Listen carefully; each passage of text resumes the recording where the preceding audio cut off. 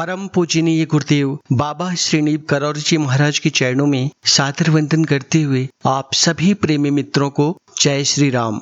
अक्षय तृतीया के बारे में कुछ मित्रों ने प्रश्न किया है। चैनल पर कुछ भक्तों का लगातार यह प्रश्न आया है कि अक्षय तृतीया के बारे में मैं कुछ बताऊं, तो मैं कोशिश करता हूं कि अक्षय तृतीया के बारे में महत्वपूर्ण चीजें आपको बताऊं। सबसे पहले आते हैं अक्षय तृतीया है क्या। अक्षय शब्द का अर्थ है जिसका कभी क्षय नहीं होता, जिसका कभी भी नाश नहीं होता। क्षय का मतलब नाश, तो क्षय होना मतलब नाश होना, और अक्षय मतलब जो नाशवान नहीं है। तो अक्षय तृतीया का मतलब है कि इस दिन जो कुछ भी हम करते हैं उसका कभी नाश नहीं होता। अक्षय तृतीया को आखा तीज के रूप में भी बहुत जगह कहा जाता है, मनाया जाता है, और इसका भी सीधा अर्थ हुआ कि अनंत अक्षय अक्षुण्ण फलदायक मुहूर्त है। ये पूरे एक साल में 3.5 अक्षय मुहूर्त होते हैं। अब कौन कौन से होते हैं ये डिटेल अभी यहाँ नहीं बताएंगे, फिर कभी आगे लाइव में बैठेंगे तो चर्चा करूंगा। लेकिन उन सभी मुहूर्तों में जो 3.5 अक्षय मुहूर्त एक साल में होते हैं, अक्षय तृतीया का सबसे प्रमुख स्थान है।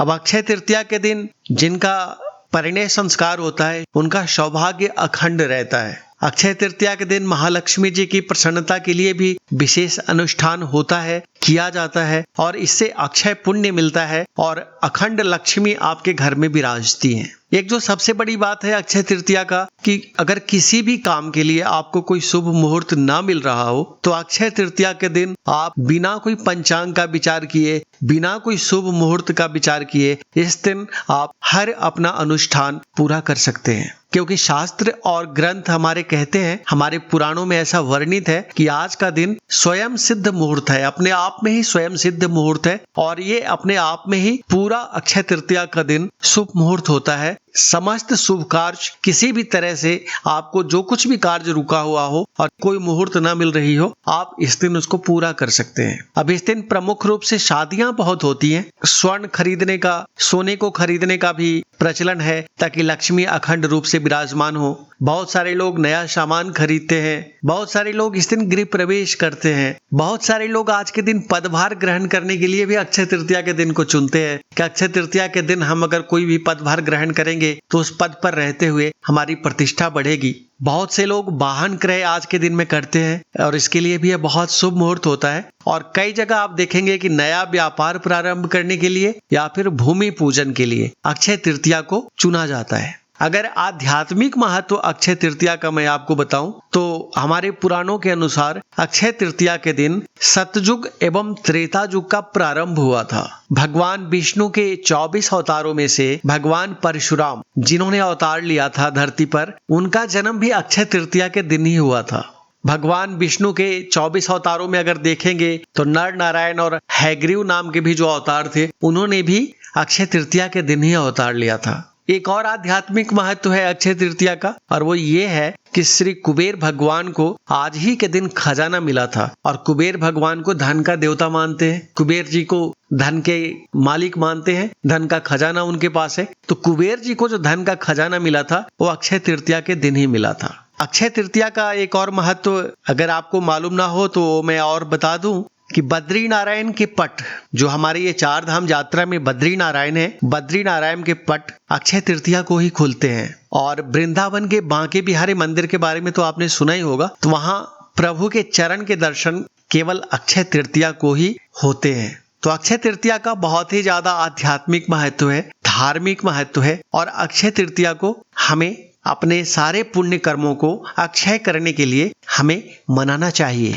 लेकिन एक बात का और ध्यान रखिए, मैं खास करके जो हमारे चैनल से गहरे जुड़े हुए भक्त हैं उनको बताना चाहूंगा कि स्वर्ण के साथ साथ शनि का भी वास होता है।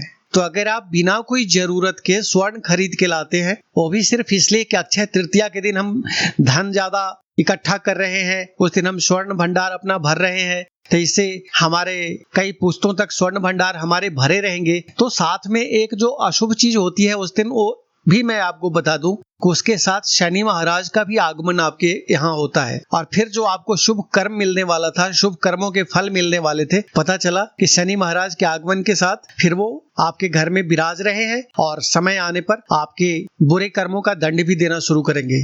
तो अगर जरूरत की है आपके लिए स्वर्ण तो निश्चित रूप से स्वर्ण खरीदिए, नहीं तो इस दिन आपको जो भी जरूरत की चीज हो वो खरीदारी करें। अक्षय तृतीया का महत्व केवल खरीदारी करने से नहीं है। अक्षय तृतीया का असली महत्व है हमें अपने कर्मों की संपदा को जमा करनी है, बुरे कर्मों को काटना है, इस दिन ज्यादा से ज्यादा अच्छे काम करने हैं, अपनी सोच को परिष्कृत और शोधित करनी है, प्रण लेना है कि हम अच्छा काम करेंगे, हमसे जो अपराध हुए हैं कभी भूले भटके उसकी माफी मांगनी है। अब अक्षय तृतीया के दिन सबसे ज्यादा जो महत्व है वो है किसी भूखे को भोजन कराने का, क्योंकि जब आप किसी भूखे को भोजन कराते हैं तो आप पता नहीं कितने अपने पुण्य कर्मों को संचित कर लेते हैं। तो इस दिन अक्षय तृतीया के दिन जो आप संपदा इकट्ठी करें वो पुण्य कर्मों की संपदा इकट्ठी करें, और पुण्य कर्मों की संपदा के रूप में आप क्या इकट्ठी करेंगे, किसी भूखे को भोजन कराइए, मंदिर में जाकर के पूजा पाठ करिए, ज्यादा से ज्यादा समय अपना धार्मिक आयोजन में लगाइए इस दिन आप, और भगवान परशुराम को याद करिए। भगवान परशुराम विष्णु भगवान के छठे अवतार के रूप में माने जाते हैं। महर्षि जमदग्नि ने तप किया था और यज्ञ किया था, और यज्ञ के द्वारा पुत्र प्राप्ति की कामना की थी, और पुत्र के रूप में भगवान श्री विष्णु के छठे आवेशावतार कहिए इनको, छठे आवेशावतार के रूप में भगवान परशुराम का जन्म हुआ था वैशाख मास की तृतीया तिथि को। तब से हम इस तिथि को अक्षय तृतीया और परशुराम जयंती के रूप में मनाते चले आ रहे हैं। तो भगवान विष्णु की सहज कृपा प्राप्त होती है आपको, और जैसा कि आपको ज्ञात है कि भगवान विष्णु ही हमें पालन करते हैं, संसार के पालन करने की जिम्मेदारी भगवान श्री विष्णु जी को है। तो अगर आप अक्षय तृतीया के दिन कोई भी पूजा पाठ करते हैं तो ये भगवान विष्णु तक ये पूजा पहुंचती है, और भगवान विष्णु जी की ही पूजा आपको इस दिन करनी है। परशुराम जी उनके आवेशावतार थे, छठे अवतार के रूप में जाने जाते हैं, तो उनकी आप पूजा करें और इस दिन दान करें, पुण्य करें, अच्छे कर्म करें, और विष्णु सहस्त्र नाम का पाठ करें। विष्णु जी से जुड़े हुए जो कुछ भी आप मंत्र हैं या जो भी आपको विष्णु जी से जुड़े हुए कथाएं हैं आप इनका श्रवण करें, और दान तो अवश्य करें। इस दिन अगर आप दान करते हैं और खास करके भूखे को अन्न दान करते हैं तो इसका सबसे ज्यादा फल मिलता है। किसी रोगी को अगर आप दवाओं का दान करते हैं तो आप अपने आप को निरोगी बनाने के लिए इस दिशा में कि जीवन भर आप निरोगी रहे, इस दिशा में आप आगे बढ़ जाते हैं। अगर आप किसी बच्चे को विद्या का दान करते हैं इस दिन, उसकी किताबें दे देते हैं, उसकी कॉपियां, स्कूल बैग, स्कूल फी, ये सब अगर दान करते हैं तो आप अपने लिए ये पुण्य कर्म संचित करते हैं कि आपकी आने वाली पीढ़ियों को भी विद्या का दान प्राप्त होगा, क्योंकि आपने विद्या का दान किया है। तो आपकी आने वाली पीढ़ियां भी मूर्ख नहीं होंगी, वो विद्या अध्ययन में रत रहेंगी। तो अक्षय तृतीया का महत्व मैंने आपको बताने का प्रयास किया है, और अक्षय तृतीया आप अच्छे से मनाएं। परम पूजनीय गुरुदेव बाबा श्री नीब करौरी जी महाराज की कृपा सभी भक्तों पर बरसे और आपके पुण्य कर्म कई गुना फलीभूत हो, और आप अपने सभी अपराधों का उस दिन क्षमा मांग करके आप अपने अपराधों को खत्म करें। अब इस महीने, इस साल की अक्षय तृतीया